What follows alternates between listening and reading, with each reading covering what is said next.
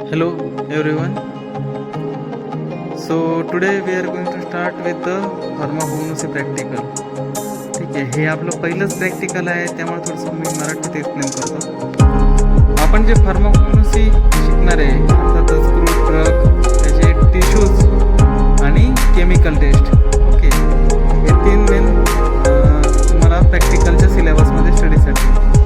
तर फार्माकोग्नोसी जसं मी सांगितलं तुम्हाला की डेफिनेशन जी आहे ती आपली क्रूड ड्रग्सची हिस्ट्री, ओके, त्याचं method of cultivation, method of collection and preparation for market, एवढी सगळी स्टडी करायची. त्यासाठी आपल्याला प्रॉपर्टीज माहिती असणं खूप गरजेचं आहे. ओके, त्या हिशोबाने तुमचं हे डिप्लोमाचं फार्माकोग्नोसीचं मॅन्युअल आहे, ओके, हे MSBT कडून तुम्हाला प्रोव्हाइड केलं जातं. तर ह्याचं सिलेबस पाहूया आपण पहिले. तुमचं पहिलं पेज राहतं सर्टिफिकेट, जे की सगळ्यात शेवटी सर्टिफाय होतं तुम्हाला. सब्जेक्ट टीचरची साईन राहते. ओके, इथं एक्सटर्नल जो येईल एक्झामला तुम्हाला त्याची साईन राहते. लास्टली प्रिन्सिपल मॅडमची साईन. काही लर्निंग ओव्हरव्ह्यू आहे. तुम्हाला ह्याची सॉफ्ट कॉपी पण किंवा हार्ड कॉपीमध्ये असेल तर हार्ड कॉपी पण तुम्हाला भेटून जाईल त्यावेळेस जसं सिस्टीम राहील MSBTची त्यानुसार.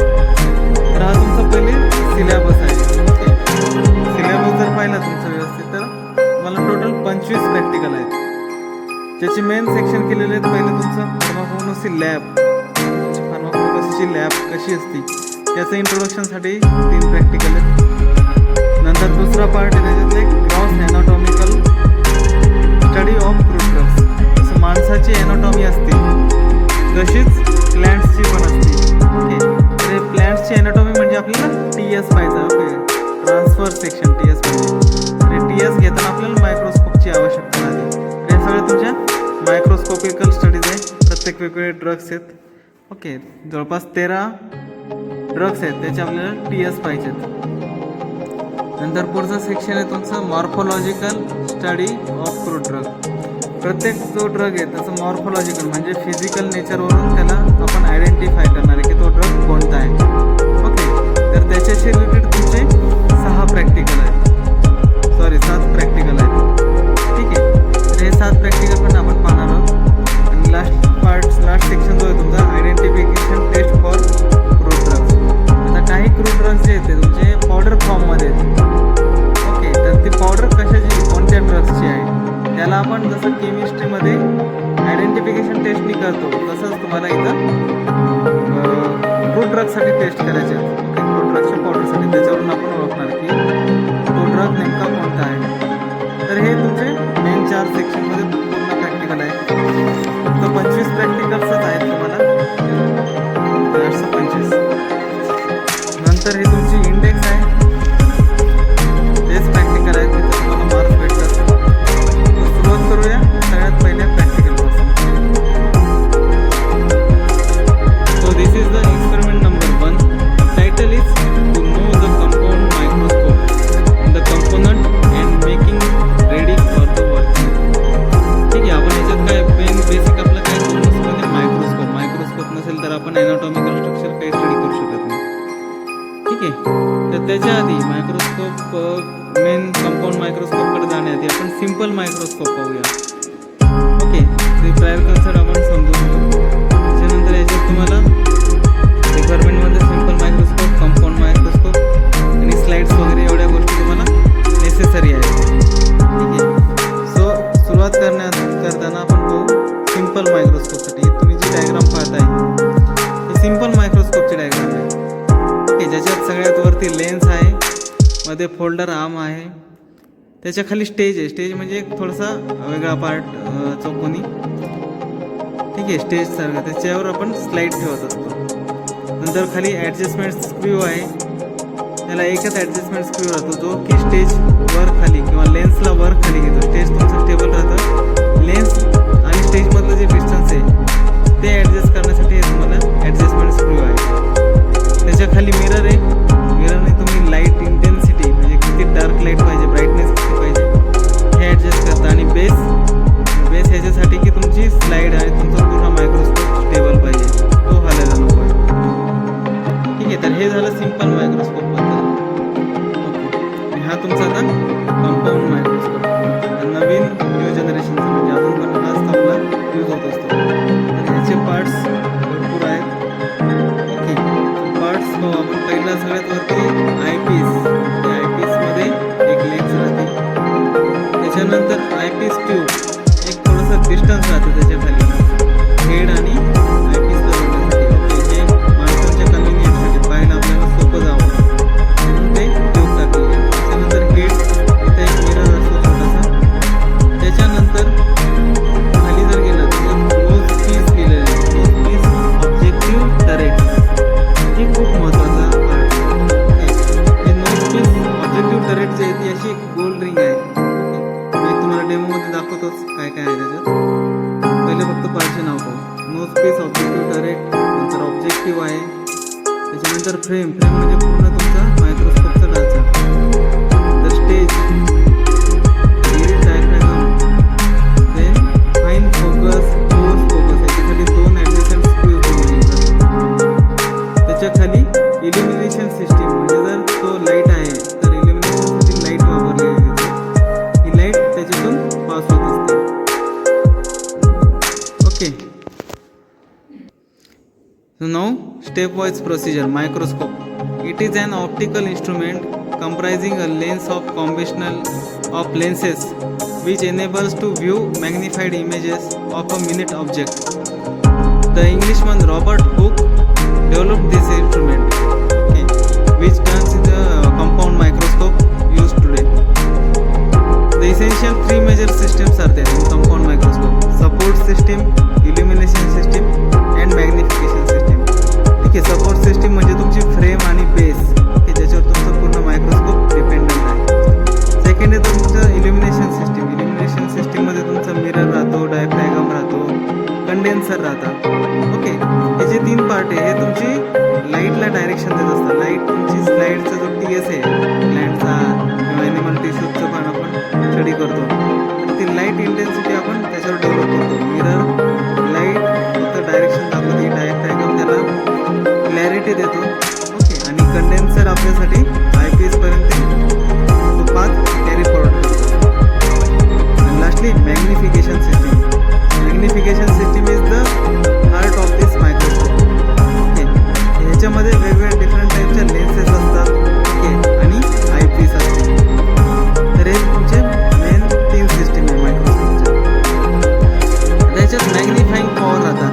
ओके, आपण जसं नोज पीस पाहिलं इथं वरती, कुठे गेलं तुमचं हे नोज पीस टरेट, याला तुमचे ऑब्जेक्टिव्ह जोडलेले आहेत. ऑब्जेक्टिव्ह 1, 2 ऑब्जेक्टिव्ह आहेत. ओके, हे ऑब्जेक्टिव्ह डिफरंट पॉवरचे असतात. त्याला म्हणतो आपण मॅग्निफिकेशन पॉवर.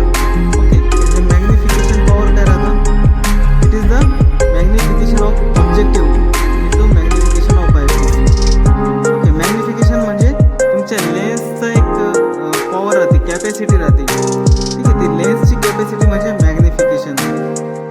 ओके, तर हे ऑब्जेक्टिव्हमध्ये पण एक लेन्स असते आणि एक तुमची आयपीएसमध्ये पण असते. तुम्हाला मायक्रोस्कोप दाखवतो त्याच्यात कळेल तुम्हाला. तर एक्झॅक्टली मॅग्निफिकेशन पॉवर किती असायला पाहिजे, म्हणजे किती असते, तर ते इथं सांगितलं आहे एक एक्झाम्पल म्हणून, की जर तुमचा मॅग्निफिकेशन ऑब्जेक्टिव्ह जो नोज पीस टरेटला तुम्ही पाहिला आहे तो 15x असेल आणि आयपीएस तुमचा 10x असेल, तर तुमचा मायक्रोस्कोप जो आहे तो 150x असतो. म्हणजेच तुम्ही ऑब्जेक्ट जे पाहताय खाली तो 150 टाइम्स झूम होऊन तुम्हाला भेटतो. जसं तुम्ही कॅमेऱ्यामध्ये झूम करताय, XX, XXX झूम राहतो. तुम्ही मोबाईलचा जर पाहिलं तर झूम कॅपॅसिटी राहते प्रत्येकाची. ओके, ते झूमिंग इमेज जी राहते ती 150 टाइम्स येते 2 लेन्समुळं. ठीक आहे, नंतर सेकंड कन्सेप्ट याच्यातली रिझॉल्विंग पॉवर.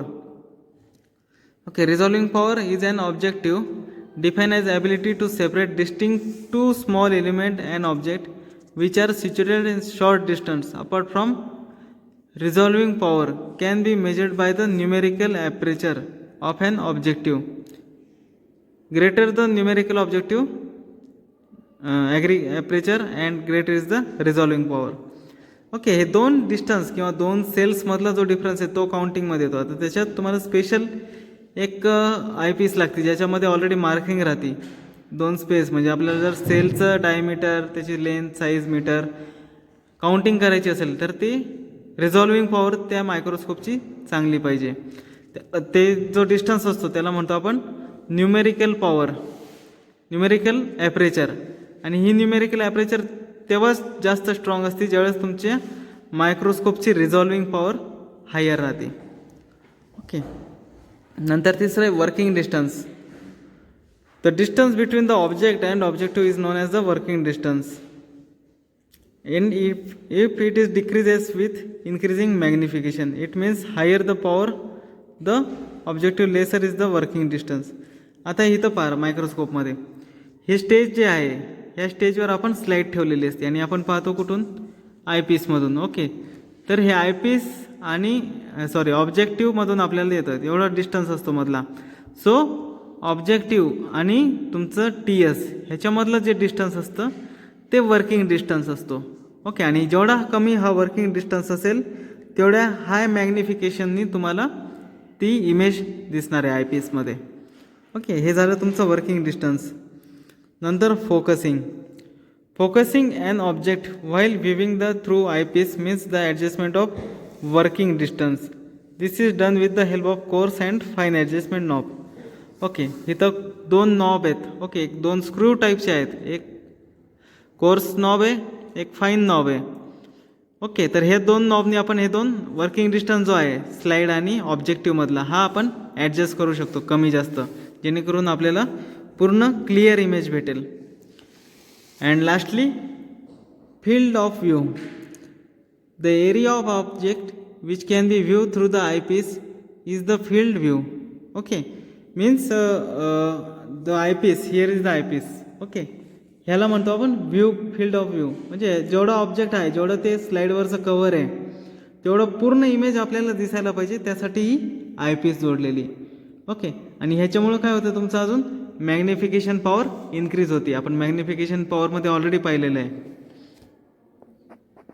की ओके आयपीसमधून आपण ऑलरेडी पाहिलेलं आहे की मॅग्निफिकेशन पॉवर जी आहे ती आपण ऑब्जेक्टिव्हची मॅग्निफिकेशन आणि आयपीसची मॅग्निफिकेशन याचं मल्टिप्लिकेशन म्हणजे तुमची मॅग्निफिकेशन पॉवर. म्हणजेच आयपीसचं जर मॅग्निफिकेशन चांगलं असेल तर ते तुमच्या पूर्ण कंपाऊंड मायक्रोस्कोपचं मॅग्निफिकेशन पॉवर वाढवण्यात हेल्पफुल राहतं. ओके. तर ह्याच्यानंतर तुमचं ऑब्झर्वेशन काय आहे ते दिलेलं आहे. आपण याच्यात एक स्लाईड ठेवून पाहणार आहे. ओके. तर ह्या स्लाईडमध्ये तुम्हाला कोणता TS दिसतो आहे हे एक आयडेंटिफाय करायचं. ह्याच्यात फक्त आपण TS म्हणजे सेल्स दिसायला पाहिजे असं नाही आहे, क्लॅरिटीची गरज नाही, बट तुम्हाला ॲडजस्टमेंट जमायला पाहिजे मायक्रोस्कोपची. त्या हिशोबाने हे प्रॅक्टिकल तुम्हाला ठेवलेलं आहे. तर ॲडजस्टमेंट कशी करतो आपण ते पाहूया. आता हे जे पाहताय तुम्ही हा समोरचा हा तुमचा कंपाऊंड मायक्रोस्कोप आहे. पूर्ण पहा व्यवस्थित मी दाखवत आहे सगळ्या साईडनी. ठीक आहे. तर आपण सगळ्यात आधी वरून सुरुवात करू. ओके. हा तुमचा आयपीस आहे. ओके. आयपीसवर पहा एक लिहिलेली व्हॅल्यू आहे 10x. ओके. याच्यातून तुम्हाला कळत असेल ही लेन्स आहे. ओके. हे तुमचा आयपीस हा नेहमी टॉप ऑफ द मायक्रोस्कोप राहतो. ओके. त्याच्यानंतर हा आयपीस ज्याच्यावर ठेवलेला आहे ही आहे तुमची आयपीस ट्यूब. ओके. कुठपर्यंत? इथपर्यंत. ओके. हे आयपीस ट्यूब एवढा पार्ट झाला तुमचा. त्याच्यानंतर हा जो पार्ट आहे हा आहे तुमचा कंडेन्सर. ओके. कंडेन्सरचा रोल सांगतो तुम्हाला मी. कंडेन्सर काय करतं आहे हे ऑब्जेक्टिव्हमधून तुम्हाला इमेज पुढपर्यंत कॅरी फॉरवर्ड करतो आहे आयपीसपर्यंत, जेणेकरून तुम्हाला व्यवस्थित दिसेल. आता नंतर तुम्हाला दाखवलं होतं मी, थोडंसं रोटेट करतो मी. ओके. हे तुमचं नोज पीस ऑब्जेक्टिव्ह. ओके. हे मायक्रोस्कोपचं नोजसारखं आहे. ओके. ह्याला मल्टिपल ऑब्जेक्टिव्ह म्हणजे 1, 2, 3 किती पण ऑब्जेक्टिव्ह आपण जोडू शकतो आणि हे ॲडजस्ट करतो.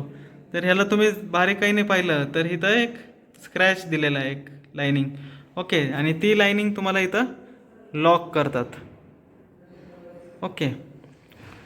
तर हे तुमचं ऑब्जेक्टिव्ह. ह्या प्रत्येक ऑब्जेक्टिव्हवर पहा पॉवर लिहिलेली आहे प्रत्येक ठिकाणी. आता हे पहा हे ऑइल इमर्शनचं आहे. ओके. क्लिअरिटी करतो मी थोडं.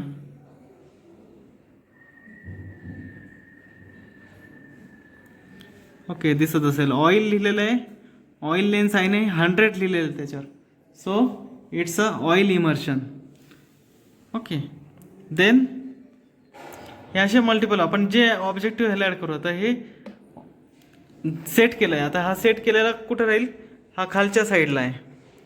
ओके, हा थर्ड लेन्स जो आहे एक्झॅक्टली कंडेन्सरच्या खाली जी ऑब्जेक्टिव्ह आली ती सध्या मॅग्निफिकेशन पॉवर तुमच्या मायक्रोस्कोपची. आपण हे ऑइलबद्दल पाहिलं, तर हे ऑइलचं आपण इथं ॲडजस्ट करूया थोडंसं फिरून. ओके, आता हे ऑइलचं असं कट आवाज येईल थोडंसं. हा झाला फिट. आता हे 100 पॉवरचं ऑब्जेक्टिव्ह आणि हे तुमचं 10x आयपीस म्हणजे किती झाले, 100 × 10 इट्स अ 1000x म्हणजे 1000x झूमनी आपल्याला ती इमेज दिसणार आहे. ठीक आहे, तर हे लक्षात आलं. हे ऑब्जेक्टिव्ह, हे नोज पीस. ओके, आता तुम्हाला हे स्टेज राहतो, ह्याला स्टेज, हे कधीच मूव्ह होत नाही. ओके, तर हे स्टेज कशासाठी, इथं आपण स्लाईड ठेवत असतो आणि ह्याच्या खाली एक फक्त प्लेन लेन्स आहे जी लाईटसाठी वापरलेली राहते. ओके, आणि हे नंतर ही जे आहे, हे जे पाहताय तुम्ही मुवेबल होताना, हे तुमचं स्लाईड होल्डर. ओके, हे स्लाईड होल्डर कशासाठी, एकदा स्लाईड आपण सेट केली की ती ॲडजस्ट करताना पडायला नको म्हणून ती स्लाईड ॲडजस्टमेंट आहे. ओके, ह्या स्लाईड होल्डरलाच इथं नॉब आहेत, हे वर खाली पुढं मागं असं आपण फिरवू शकतो, ॲडजस्ट करू शकतो. म्हणजे स्लाईडला आपले फिंगरप्रिंट्स दिसणार नाही, नाहीतर आपल्याला ते मॅग्निफिकेशनमध्ये आपले फिंगरप्रिंट्स पण त्या स्लाईडवर दिसतील. ओके, त्या हिशोबाने याचा रोल राहतो. ओके, जसं मी सांगितलं, आपण पाहिलं की वर्किंग डिस्टन्स, हे जे वर्किंग डिस्टन्स आहे हे तुमचं इथं स्लाईड ठेवलेली आणि हा ऑब्जेक्टिव्ह, ह्याच्यामधला जो डिस्टन्स आहे ह्याला म्हणतो आपण वर्किंग डिस्टन्स. ओके, आणि हे जेवढं कमी राहील तेवढी जास्त हायर मॅग्निफाईंग इमेज तुम्हाला पाहायला दिसेल आयपीएसमधून. ठीक आहे, तर ही जी आहे डिस्टन्स, हे कसं कमी जास्त करतो आपण, हे करतो आपण कोर्स इमेजनी. हे कोर्स ॲडजस्टंट आहे, म्हणजे कोर्सने आपण एकदम फास्ट जास्तीत जास्त डिस्टन्स आपण कमी जास्त करू शकतो. आणि हे आहे फाईन ॲडजस्टमेंट नॉब. ओके, कोर्सवाला मोठा नॉब आहे, फाईनवाला छोटा नॉब आहे. तर हे फाईन नॉबने आपल्याला कमी म्हणजे डिस्टन्स जो आहे तो स्लाइटली कमी करायचा असेल तर फाईन नॉब वापरणार, आणि जास्त प्रमाणात जर डिस्टन्स आपल्याला ॲडजस्टमेंट करायची आहे त्या केसमध्ये आपण कोर्स नॉब वापरणार. ओके, लास्टली इथं मिरर आहे.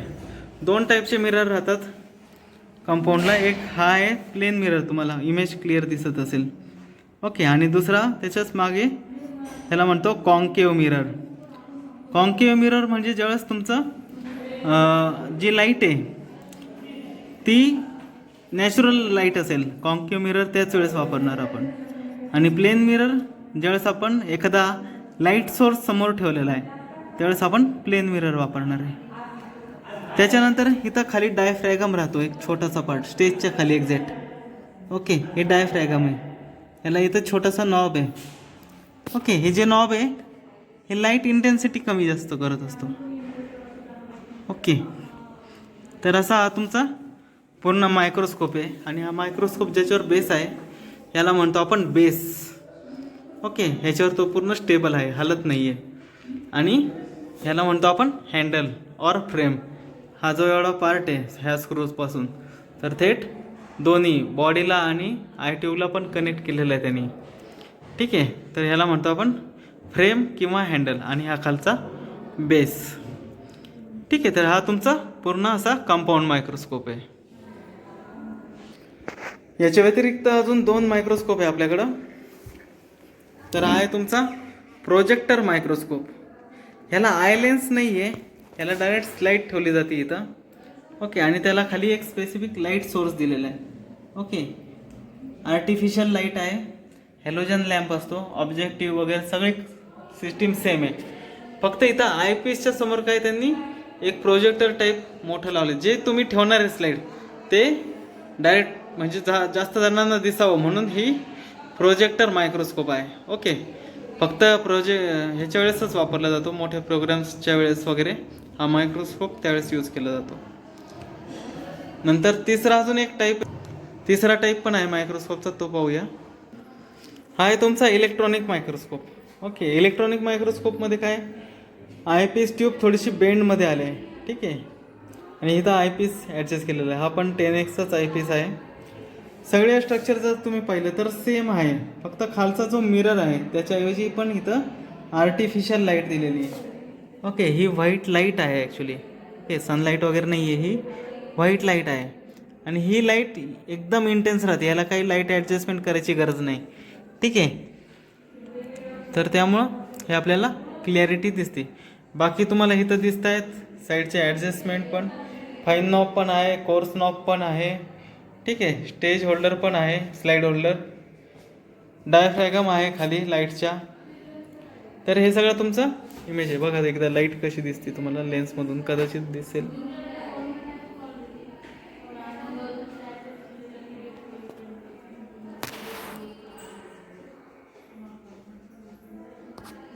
थोडंसं अशा पद्धतीने तुम्हाला स्लाईड दिसते. Okay, so this is our first practical related to the compound microscope. So this is the introduction. तुम्हाला ॲडजस्टमेंट कशी करायची ते आपण पुढच्या प्रॅक्टिकलला एक्सप्लेन करूया. Thank you very much.